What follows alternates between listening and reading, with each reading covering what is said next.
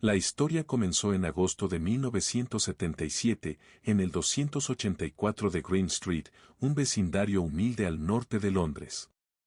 Era una casa común, ladrillos marrones, un patio pequeño, y una puerta que crujía cada vez que el viento le rozaba la pintura descascarada. Dentro vivía la familia Hodgson, Peggy, una madre agotada pero firme, sus hijos Margaret de 13 años, Janet de 11, Johnny de 10 y Billy de 7. Su vida era estrecha, pero estable.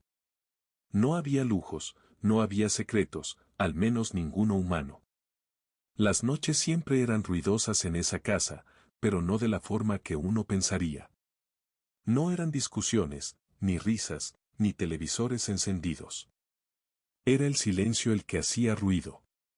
Un silencio tan pesado que parecía respirar, como si una presencia invisible llenara cada rincón, observando. Peggy lo ignoraba. Las madres solteras en barrios así aprendían a hacerse sordas cuando la vida se volvía demasiado oscura. Pero las niñas, ellas lo sentían. Todo empeoró una noche en la habitación compartida por Margaret y Janet. Era pasada la medianoche. La lluvia golpeaba la ventana con insistencia y el viento empujaba la cortina como si intentara entrar. Janet, inquieta, escuchó algo bajo su cama, un sonido leve, repetitivo, como el golpeteo de un dedo nervioso en la madera. Tac, tac, tac. Intentó no moverse, respiró hondo. Quizás era Billy jugando, pensó. O el perro del vecino. Algo lógico. Algo que no obligara al corazón a acelerarse como lo estaba haciendo. Pero entonces, la cama se movió. No como un temblor pequeño. No como la vibración de un camión pasando. Fue un sacudón directo, firme, como si alguien estuviera levantando una esquina del colchón desde abajo.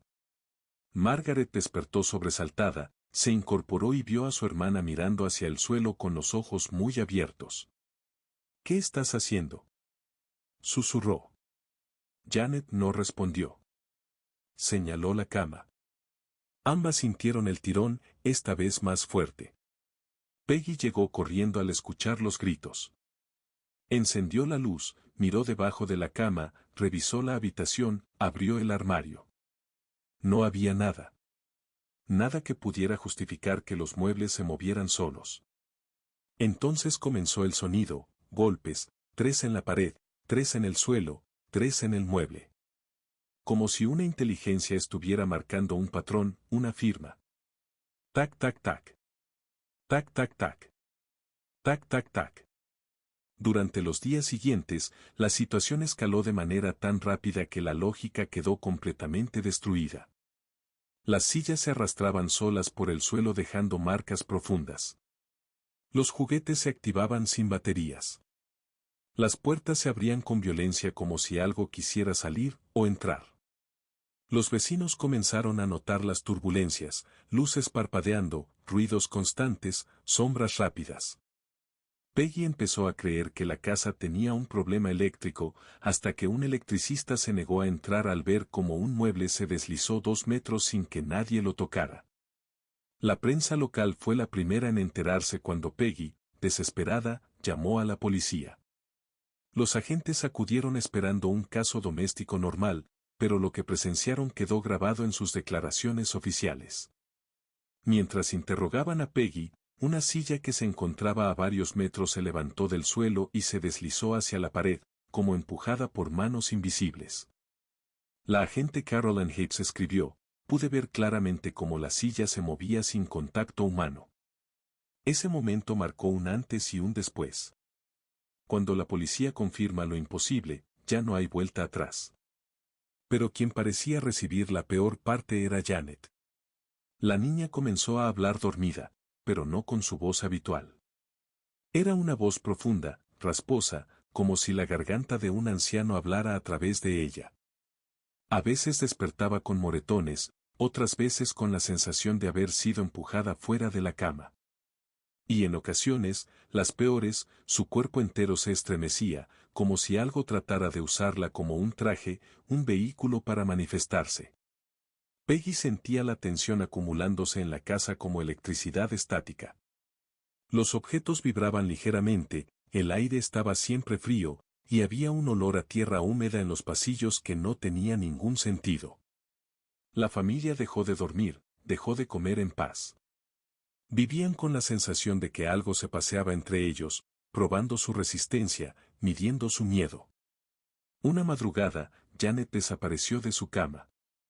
Margaret gritó aterrorizada cuando la encontró a varios metros de altura, suspendida contra la pared, como si una fuerza invisible la hubiera pegado allí. Cuando cayó, cayó como un muñeco, sin control del cuerpo. Pero al abrir los ojos, lo único que dijo fue: «Él no quiere que estemos aquí». Aquella frase no solo heló la sangre de su madre, sino que encendió el interés de investigadores, periodistas y curiosos. Porque si algo estaba claro, era esto: esa casa no estaba embrujada, estaba habitada. Y lo que habitaba allí comenzaba a sentirse cómodo. Durante los días que siguieron a los primeros sucesos, la familia Hodgson comenzó a registrar un patrón inquietante: la actividad se intensificaba siempre alrededor de Janet. Era como si aquella presencia, lo que fuera que vivía en las paredes, la hubiera elegido como su favorita o como su instrumento. La niña, que solía ser alegre e impaciente, empezó a volverse retraída, pálida, con ojeras profundas como si no hubiera dormido en semanas. Había algo en sus ojos, un brillo extraño, una inquietud que no parecía provenir de ella. La situación llamó la atención de dos investigadores del Society for Psychical Research, Maurice Grosse y Galen Pfeffer. Ambos llegaron una tarde fría de octubre, cargando grabadoras, cámaras y un escepticismo profesional que pronto se convertiría en miedo genuino. El aire dentro de la casa se sentía distinto, tenso, pesado, como si cada respiración fuera un esfuerzo. Aquella sensación los acompañaría durante toda la investigación. La primera noche que pasaron en la casa, escucharon golpes en las paredes y en el techo. No eran ruidos casuales, ni el crujir de una casa vieja. Eran golpes rítmicos, insistentes, como si algo intentara responder cada pregunta que hacían. Maurice, tratando de mantener la calma, dijo en voz alta: «Si hay alguien aquí, ¿puede darnos una señal?». Se escucharon 3 golpes secos, uno detrás de otro. Margaret, temblorosa, dijo: «Siempre son 3, siempre». Pero lo que realmente cambió el curso del caso ocurrió días después, cuando Janet comenzó a hablar dormida, con una voz que no era la suya. Estaba sentada sobre la cama, el cuerpo rígido, la cabeza inclinada hacia abajo, el cabello cubriéndole el rostro. Parecía una marioneta mal colocada. Cuando abrió la boca, salió un gruñido grave, profundo, imposible para una niña de 11 años. «Get out». La frase salió en inglés, pero con un acento extraño, antiguo. Maurice dio un paso atrás. Playfire encendió una grabadora. Janet no había movido los labios. La voz parecía salir desde su pecho, vibrando con una fuerza que no tenía sentido. «¿Quién eres?», preguntó Maurice con una mezcla de valentía y terror. Hubo silencio. Y luego, una risa. Una risa ronca, desgarrada, que heló la sangre de todos los presentes. «My house». Otra pausa. «Man». Esa noche la voz continuó durante casi 2 horas, diciendo frases inconexas, gruñendo, riéndose. Peggy lloraba en silencio mientras sus hijos se tapaban los oídos. Había algo humillante en aquella voz, como si disfrutara verlos quebrarse. Como si se alimentara de su desesperación. Cuando Janet despertó, no recordaba nada. O eso decía. Pero había momentos en los que miraba a la pared y sonreía con una expresión vacía, distante, como si escuchara algo que nadie más podía oír. Maurice anotó en su cuaderno: «La entidad parece comunicarse a través de ella. No sabemos si es consciente». Los periodistas comenzaron a aparecer frente a la casa. La historia ya circulaba en periódicos locales: hogar embrujado en Enfield, muebles se mueven solos, niñas hablan con voces demoníacas. Los vecinos se mantenían a distancia. Algunos cruzaban a la acera contraria. Otros dejaban comida en la puerta y se iban rápido, como si temieran contagiarse de algo. La familia Hodgson estaba aislada, excepto por la presencia que había decidido quedarse con ellos. Una madrugada, mientras Grosse revisaba grabaciones en el salón, escuchó pasos pesados en el pasillo. Creyó que alguno de los niños estaba despierto. Cuando abrió la puerta, vio a Janet parada frente a la pared, completamente inmóvil. Su sombra parecía más larga, más retorcida que su cuerpo. La niña murmuraba algo. Pero no era un murmullo humano. Era como si dos voces intentaran hablar al mismo tiempo. Una infantil, otra gutural. Maurice se acercó lentamente. «Janet, ¿puedes oírme?»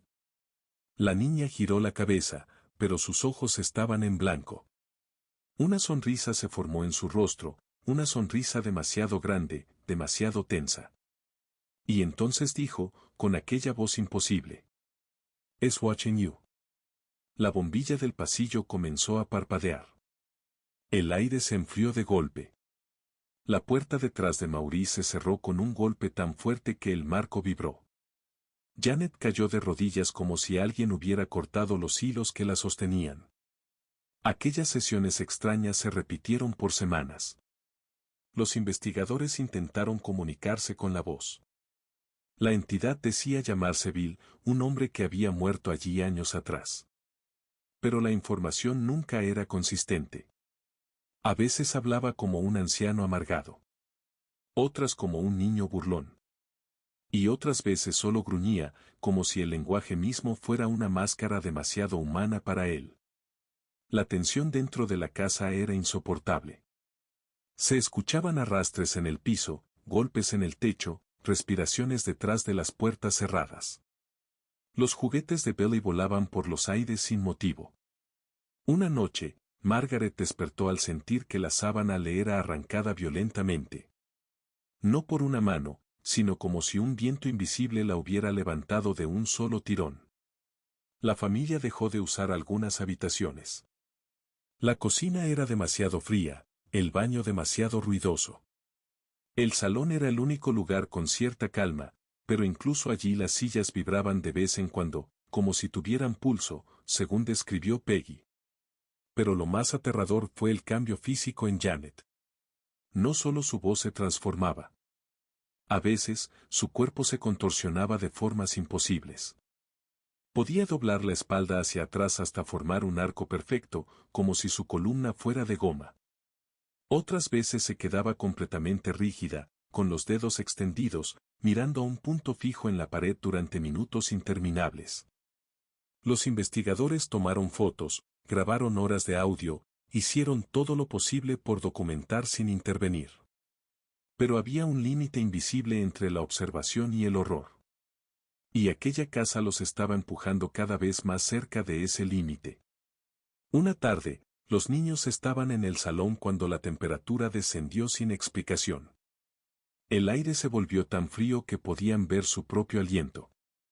Antes de que cualquiera dijera algo, las puertas de los armarios comenzaron a abrirse y cerrarse violentamente. Los juguetes se encendieron solos, las luces explotaron una por una, dejando el salón en una penumbra peligrosa. Y en medio de ese caos, Janet comenzó a levitar. No era la primera vez, pero sí la más violenta. Su cuerpo se elevó casi 1 metro del suelo, con los pies colgando y los brazos extendidos hacia los lados. La cabeza le caía hacia atrás, la boca abierta como si tratara de respirar. Peggy gritaba su nombre. Maurice intentó acercarse, pero algo lo empujó hacia atrás con fuerza. La voz habló nuevamente, no desde Janet, sino desde todas partes, como si las paredes hubieran aprendido a imitar un tono humano. «Sesman». El suelo tembló. Un espejo se rompió sin motivo. Y Janet cayó al suelo como un objeto sin vida. Cuando despertó, dijo lo mismo que siempre decía. «No recuerdo nada». Pero había algo nuevo en su mirada. Algo oscuro. Algo que no pertenecía a una niña de 11 años. Y los investigadores, por primera vez, sintieron verdadera miedo. Durante los días que siguieron a los primeros sucesos, la familia Hodgson comenzó a registrar un patrón inquietante. La actividad se intensificaba siempre alrededor de Janet. Era como si aquella presencia, lo que fuera que vivía en las paredes, la hubiera elegido como su favorita o como su instrumento. La niña, que solía ser alegre e impaciente, empezó a volverse retraída, pálida, con ojeras profundas como si no hubiera dormido en semanas. Había algo en sus ojos, un brillo extraño, una inquietud que no parecía provenir de ella. La situación llamó la atención de dos investigadores del Society for Psychical Research, Maurice Grosse y Galen Pfeffer. Ambos llegaron una tarde fría de octubre, cargando grabadoras, cámaras y un escepticismo profesional que pronto se convertiría en miedo genuino. El aire dentro de la casa se sentía distinto, tenso, pesado, como si cada respiración fuera un esfuerzo. Aquella sensación nos acompañaría durante toda la investigación. La primera noche que pasaron en la casa, escucharon golpes en las paredes y en el techo. No eran ruidos casuales, ni el crujir de una casa vieja. Eran golpes rítmicos, insistentes, como si algo intentara responder cada pregunta que hacían. Maurice, tratando de mantener la calma, dijo en voz alta: «Si hay alguien aquí, ¿puede darnos una señal?». Se escucharon 3 golpes secos, uno detrás de otro. Margaret, temblorosa, dijo: «Siempre son 3, siempre». Pero lo que realmente cambió el curso del caso ocurrió días después, cuando Janet comenzó a hablar dormida, con una voz que no era la suya.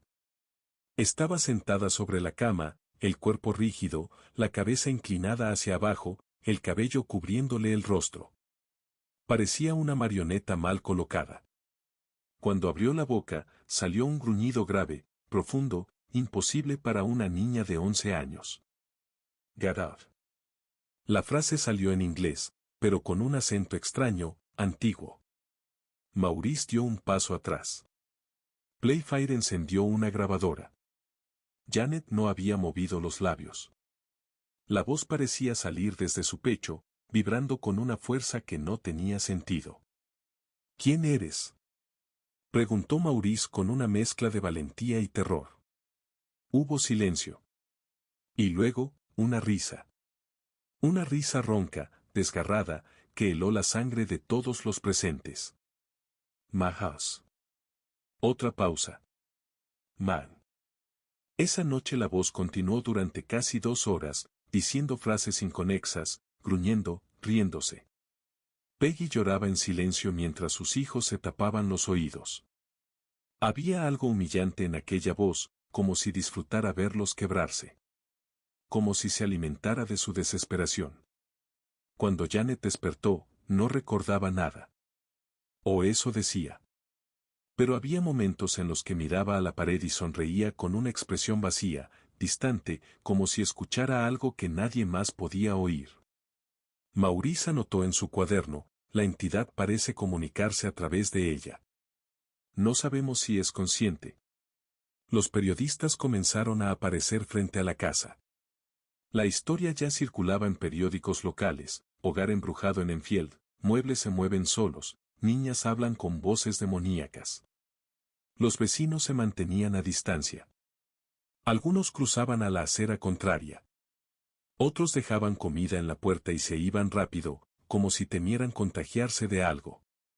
La familia Hodgson estaba aislada, excepto por la presencia que había decidido quedarse con ellos. Una madrugada, mientras Grosse revisaba grabaciones en el salón, escuchó pasos pesados en el pasillo. Creyó que alguno de los niños estaba despierto. Cuando abrió la puerta, vio a Janet parada frente a la pared, completamente inmóvil. Su sombra parecía más larga, más retorcida que su cuerpo. La niña murmuraba algo. Pero no era un murmullo humano. Era como si 2 voces intentaran hablar al mismo tiempo. Una infantil, otra gutural. Maurice se acercó lentamente. «Janet, ¿puedes oírme?». La niña giró la cabeza, pero sus ojos estaban en blanco. Una sonrisa se formó en su rostro, una sonrisa demasiado grande, demasiado tensa. Y entonces dijo, con aquella voz imposible: "It's watching you". La bombilla del pasillo comenzó a parpadear. El aire se enfrió de golpe. La puerta detrás de Maurice se cerró con un golpe tan fuerte que el marco vibró. Janet cayó de rodillas como si alguien hubiera cortado los hilos que la sostenían. Aquellas sesiones extrañas se repitieron por semanas. Los investigadores intentaron comunicarse con la voz. La entidad decía llamarse Bill, un hombre que había muerto allí años atrás. Pero la información nunca era consistente. A veces hablaba como un anciano amargado. Otras como un niño burlón. Y otras veces solo gruñía, como si el lenguaje mismo fuera una máscara demasiado humana para él. La tensión dentro de la casa era insoportable. Se escuchaban arrastres en el piso, golpes en el techo, respiraciones detrás de las puertas cerradas. Los juguetes de Billy volaban por los aires sin motivo. Una noche, Margaret despertó al sentir que la sábana le era arrancada violentamente. No por una mano, sino como si un viento invisible la hubiera levantado de un solo tirón. La familia dejó de usar algunas habitaciones. La cocina era demasiado fría, el baño demasiado ruidoso. El salón era el único lugar con cierta calma, pero incluso allí las sillas vibraban de vez en cuando, como si tuvieran pulso, según describió Peggy. Pero lo más aterrador fue el cambio físico en Janet. No solo su voz se transformaba. A veces, su cuerpo se contorsionaba de formas imposibles. Podía doblar la espalda hacia atrás hasta formar un arco perfecto, como si su columna fuera de goma. Otras veces se quedaba completamente rígida, con los dedos extendidos, mirando a un punto fijo en la pared durante minutos interminables. Los investigadores tomaron fotos, grabaron horas de audio, hicieron todo lo posible por documentar sin intervenir. Pero había un límite invisible entre la observación y el horror. Y aquella casa los estaba empujando cada vez más cerca de ese límite. Una tarde, los niños estaban en el salón cuando la temperatura descendió sin explicación. El aire se volvió tan frío que podían ver su propio aliento. Antes de que cualquiera dijera algo, las puertas de los armarios comenzaron a abrirse y cerrarse violentamente.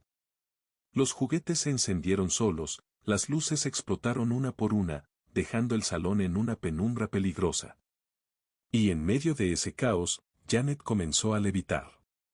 No era la primera vez, pero sí la más violenta. Su cuerpo se elevó casi 1 metro del suelo, con los pies colgando y los brazos extendidos hacia los lados. La cabeza le caía hacia atrás, la boca abierta como si tratara de respirar. Peggy gritaba su nombre. Maurice intentó acercarse, pero algo lo empujó hacia atrás con fuerza. La voz habló nuevamente, no desde Janet, sino desde todas partes, como si las paredes hubieran aprendido a imitar un tono humano. Sesman. El suelo tembló. Un espejo se rompió sin motivo. Y Janet cayó al suelo como un objeto sin vida. Cuando despertó, dijo lo mismo que siempre decía. No recuerdo nada. Pero había algo nuevo en su mirada. Algo oscuro. Algo que no pertenecía a una niña de 11 años. Y los investigadores, por primera vez, sintieron verdadera miedo. La actividad paranormal en el 284 de Green Street se intensificó hasta un punto que ninguna persona razonable podría haber aguantado. Los investigadores dormían por turnos, los niños vivían con miedo de cerrar los ojos, y Peggy caminaba como un espectro más del lugar, agotada, ojerosa, sin saber si estaba protegiendo a sus hijos o simplemente esperando el próximo ataque. Lo que fuera que habitaba la casa ya no se escondía entre golpes o susurros. Ahora, quería ser visto. Comenzó con sombras. Al principio eran rápidas, fugaces, como si algo cruzara por el rabillo del ojo. Pero pronto se volvieron más audaces. Maurice fue el primero en admitirlo, había visto una figura oscura en la habitación de Janet, parada justo detrás de la niña mientras ella dormía. Alta, desgarbada, con los hombros encorvados y la cabeza ladeada como si observara algo que solo él podía ver. Cuando encendió la luz, la sombra se desvaneció al instante. Pero lo que más lo perturbó no fue la sombra en sí, sino la expresión de Janet al despertarse, con una sonrisa débil, casi satisfecha, como si hubiera estado soñando con algo que la tranquilizaba. Las noches se volvieron un desfile de fenómenos imposibles. Las camas vibraban como si tuvieran vida propia, los roperos golpeaban las paredes desde dentro, las ventanas se empañaban con palabras que nadie había escrito. Una de ellas apareció 3 veces: salgan. Pero la familia no podía salir. No tenían dinero, no tenían a dónde ir, y lo peor, la presencia parecía seguirlos incluso afuera. Una vez, camino a casa de un vecino, Janet se paralizó en medio de la calle y comenzó a temblar violentamente, mirando fijamente la nada. Luego, con voz ajena, dijo: "It's coming". Y se desplomó. La investigación tomó un giro aún más profundo cuando se instaló equipo para captar sonidos de baja frecuencia. Durante una noche especialmente tensa, cuando el aire estaba tan frío que las paredes parecían exhalar vapor, las grabadoras captaron un sonido que dejó a todos petrificados al escucharlo después: pasos, pero no pasos humanos. Eran pasos arrastrados, pesados, como si alguien caminara con pies desnudos y torcidos. Y lo peor, se acercaban poco a poco a la habitación de Janet. Al día siguiente, los Hodgson y los investigadores encontraron marcas en la alfombra de la niña, huellas semicirculares, irregulares, profundas, como hechas por alguien que caminaba arrastrando los pies. Las marcas eran recientes. Las fibras aplastadas aún no habían vuelto a su lugar. La tensión llegó a su límite una noche de noviembre. La familia había logrado quedarse dormida, agotada tras horas de actividad. Maurice estaba despierto, revisando notas en la mesa del comedor, cuando escuchó un sonido distorsionado desde el pasillo. Era la risa de un niño, pero con un tono metálico, casi mecánico. Se levantó y caminó lentamente hacia la oscuridad. Al llegar al pasillo, la risa se detuvo. Y entonces lo escuchó. Maurice. Su nombre, murmurado por una voz que parecía salida de un pozo. No era Janet. No era ningún niño. El investigador retrocedió de inmediato. La luz del pasillo parpadeó y, por un instante, vio algo que lo perseguiría toda su vida: una silueta negra en el extremo del corredor, agachada, con los brazos extendidos hacia el suelo como un animal. Parecía sonreír. Pero no tenía boca. La luz se apagó. Y la casa quedó en un silencio absoluto. Maurice corrió a despertar a los niños. Janet estaba sentada en la cama, riendo en voz baja, con la cabeza inclinada. ¿Qué hiciste?, le preguntó él, tratando de no quebrarse. Ella lo miró fijamente. Y la voz, esa voz, habló desde su garganta. I only showed him the truth. La niña comenzó a levitar nuevamente, pero esta vez no fue un ascenso rápido. Fue lento, antinatural, como si algo invisible la jalara desde arriba mientras su cuerpo se retorcía. Sus brazos se movían con espasmos violentos, su cuello se doblaba en ángulos peligrosos. Peggy gritaba mientras intentaba sujetarla, pero una fuerza invisible la empujó contra la pared. Margaret lloraba. Billy se escondía detrás de un sillón. Y entonces, la casa cobró vida. Todas las puertas se cerraron de golpe. Los platos de la cocina se estrellaron contra el suelo. El reloj de pared comenzó a girar hacia atrás. Las bombillas reventaron una por una, llenando el aire de chispas diminutas y humo. Janet seguía elevándose, sus dedos extendidos, los ojos completamente blancos. Maurice gritó: «Suelta a la niña. Lo que seas, suéltala». Pero la voz respondió: «She belongs to me, the house belongs to me, you all belong to me». La casa tembló. El armario se abrió violentamente y sus puertas comenzaron a golpear como si algo desde dentro intentara salir. El mueble entero se movió hacia adelante, arrastrándose por el suelo. No tenía lógica. No tenía explicación. Era como si la gravedad estuviera siendo manipulada por una voluntad oscura. En medio del caos, Janet cayó repentinamente al suelo. Su cuerpo quedó inmóvil, como si estuviera muerta.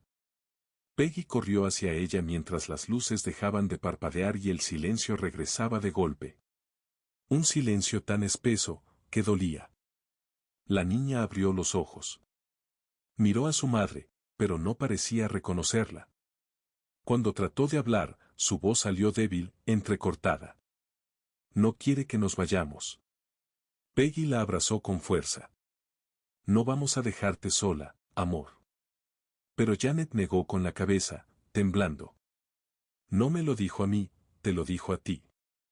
Después de esa noche, los investigadores sabían que no estaban lidiando con un simple espíritu. Algo más profundo, más antiguo y más territorial, estaba apoderándose de la casa y de la niña. Comenzaron a sospechar que la entidad no solo quería manifestarse, quería controlar. La actividad fue tan fuerte que incluso los escépticos más firmes empezaron a admitir que algo fuera de lo común estaba sucediendo. Los periódicos llenaban sus portadas con fotos de Janet levitando, sillas moviéndose solas, objetos volando por la habitación. Los medios se peleaban por entrar en la casa, pero muchos se arrepentían apenas pasaban unos minutos dentro. Era como si un peso invisible los aplastara, como si el aire mismo tuviera intenciones hostiles. Las grabaciones de audio seguían captando la voz. Pero ahora hablaba más. Decía frases completas, se reía de los investigadores, los imitaba. Un día, mientras Playfair revisaba cinta, escuchó una frase clara, pronunciada con una calma casi burlona. I will show myself soon. Y esa fue la frase que los dejó helados a todos. Porque la entidad no solo quería ser escuchada. Quería manifestarse por completo. Quería tomar forma. Y la casa, poco a poco, estaba convirtiéndose en su cuerpo. La casa de Green Street parecía volver a la normalidad, pero la normalidad era una ilusión frágil, sostenida por la necesidad humana de olvidar. Las cámaras se habían ido, las libretas de los investigadores ya no se abrían, y los vecinos empezaban a dejar de mirar con recelo las ventanas del número 284. Para cualquiera que pasara por la calle, era como si la tormenta hubiera sido un mal sueño colectivo. Pero para la familia Hodgson, el silencio seguía siendo un territorio desconocido. Un silencio que parecía demasiado consciente. Janet, aunque intentaba mostrarse fuerte, vivía atrapada entre dos mundos, el de la adolescente que quería recuperar su vida, y el de la víctima que sabía que algo en esa casa había marcado su nombre en un registro invisible. Cada vez que cerraba los ojos, aún sentía la cama moverse. Las hermanas hablaban menos entre ellas. Era como si temieran que decir en voz alta sus recuerdos pudiera atraerlos de vuelta. La madre, Peggy, caminaba por la casa con pasos suaves, casi como si pidiera permiso para existir. Y entonces, empezaron los sueños. El primero fue de Janet. Se vio en su habitación, la misma habitación donde todo había empezado, pero estaba vacía. Ni muebles, ni cortinas, ni su colchón. Solo un espacio tibio, en penumbra. En el sueño, sabía que alguien estaba detrás de ella. Sabía que no debía mirar. Sabía quién era. Sintió un aliento húmedo detrás de su oreja y una frase, la misma que había repetido la entidad cuando hablaba a través de ella. I'm still here. La voz que no era suya. La garganta que no le pertenecía. El sonido que ninguna niña de 11 años debería recordar. Janet despertó gritando. Pero lo que la aterrorizó no fue el sueño. Fue lo que vio al despertar. La silla. La misma maldita silla. La que había sido movida por la fuerza invisible frente a los investigadores. La que la policía había visto desplazarse sin contacto humano. Ahora estaba frente a su cama. Ella no la había puesto ahí. Durante las siguientes noches, los objetos no volaron, las camas no vibraron, pero algo igual de inquietante comenzó a suceder. Todo lo que estaba en un lugar aparecía en otro. Pequeños cambios. Inofensivos. Pero intencionados. La madre trató de no alarmarse. Los científicos, los escépticos, los reporteros, todos querían creer que la actividad había cesado porque así podían cerrar el caso en sus artículos. Pero la familia sabía que las casas embrujadas no se desactivan cuando se apaga una cámara. Una noche, Margaret, la hermana mayor, se levantó para ir al baño. Al pasar por el pasillo, vio algo extraño, la puerta del cuarto de Janet estaba entreabierta. Nada inusual. Lo extraño era la luz. No había luz encendida dentro. Pero se veía una claridad tenue, como si la habitación respirara. Cuando se acercó, escuchó un sonido muy leve. No un golpe. No un arrastre. Era un murmullo. Uno que parecía repetirse desde el rincón donde la sombra siempre era más densa. Cuando Margaret abrió la puerta por completo, la luz desapareció. El sonido también. Y la habitación quedó quieta. Janet susurró. La niña dormía profundamente, pero tenía la respiración agitada, como si estuviera corriendo. Esa fue la primera noche en la que Margaret sintió que el espíritu no solo se había quedado, sino que estaba esperando. Días después, Janet se armó de valor y se sentó frente a su madre. Mamá, no se ha ido. Peggy bajó la mirada. No quería escuchar esas palabras.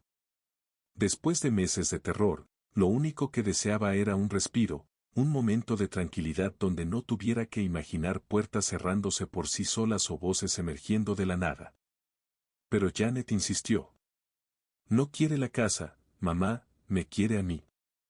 Peggy sintió un escalofrío que ninguna madre debería experimentar. El tipo de escalofrío que no viene del frío, sino de una verdad que se ha estado evitando. No digas eso, cariño, murmuró, aunque su voz tembló. Janet la miró fijamente, con esa mezcla de niñez y trauma que solo quienes han sido tocados por lo inexplicable pueden tener.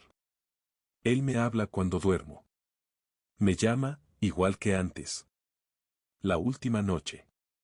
La casa estuvo inquietantemente tranquila durante 5 días. Sin golpes. Sin movimientos. Sin voces. El tipo de calma que los Hodgson ya habían aprendido a temer. La quinta noche, Janet volvió a soñar. Solo que esta vez, no estaba sola en el sueño. Sintió una mano áspera sujetarle el hombro. Un aliento gélido en la nuca. Y una frase dicha con un tono que parecía venir desde muy adentro. It's time. Ella despertó sobresaltada y vio la silueta. No un objeto. No una sombra confusa. Una figura.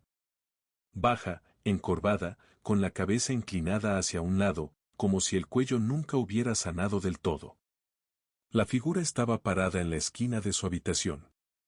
Inmóvil. Mirándola. Janet no gritó. No pudo. Su cuerpo se congeló, pero su mente lo entendió todo. Nunca se había ido. Solo estaba esperando que todos bajaran la guardia. La figura dio un paso hacia ella. Luego otro. El suelo no crujió. El aire no se movió. Era como si no perteneciera al mundo físico. Cuando estuvo a menos de 1 metro, Janet pudo ver su rostro. O lo que quedaba de él. Una mezcla de tiempo, muerte, y algo más profundo, intención. Janet cerró los ojos. Y justo cuando sintió la presencia tocarle la frente, desapareció. La habitación quedó vacía. Como si la aparición hubiera sido empujada fuera del mundo por una fuerza que Janet nunca llegó a entender. O como si simplemente hubiera decidido que esa noche, no era la noche. Dicen que después de esa última visión, Janet dejó de ser la misma. Se volvió más callada. Más introspectiva. Más vieja por dentro. El espíritu nunca volvió a manifestarse abiertamente. Pero algo, en lo más profundo, quedó atado. Años después, cuando dejó la casa, confesó en una entrevista. No fue un espíritu. Fue un hombre. Un hombre que regresó a buscarme. Y creo que todavía puede hacerlo. La reportera le preguntó si aún tenía miedo. Janet sonrió, de una forma triste. No. Porque aprendí algo. ¿Qué cosa? Janet miró hacia la ventana, como si esperara verlo afuera. Que hay visitas que nunca terminan de irse.